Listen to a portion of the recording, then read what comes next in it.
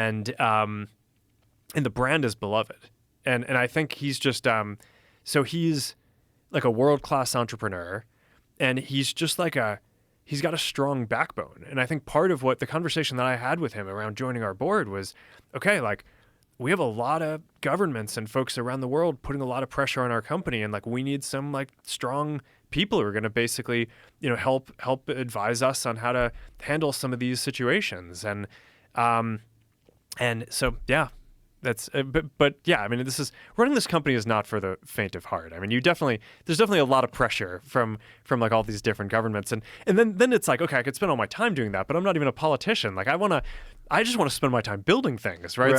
So it's, so yeah, I think Dana's going to be great. He's the best. Great entrepreneur. I agree with everything you said about him. Without him, none of the UFC would have ever taken place the way it did. I mean, you needed the Fertitta brothers. They had to come in with all the money and the vision. And it's really funny because Eddie Bravo and I, we've been fans for so long. Eddie Bravo and I went to a live event in the 90s.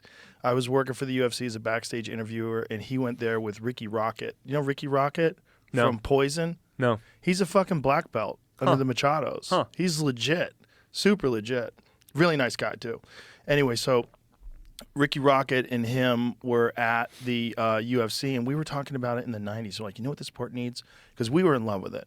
We're like, but we were martial artists. We were like, the sport needs some billionaires who just throw a ton of money at it and just get it huge.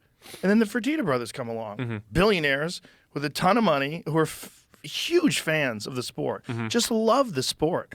We're hiring people like Frank Shamrock to come in and train them and work out, and we're taking jiu-jitsu with John Lewis, and they were really getting into it. And so then they buy the UFC for like $2 million, which is probably the greatest purchase ever, except they were $40+ million in the hole when they financed The Ultimate Fighter.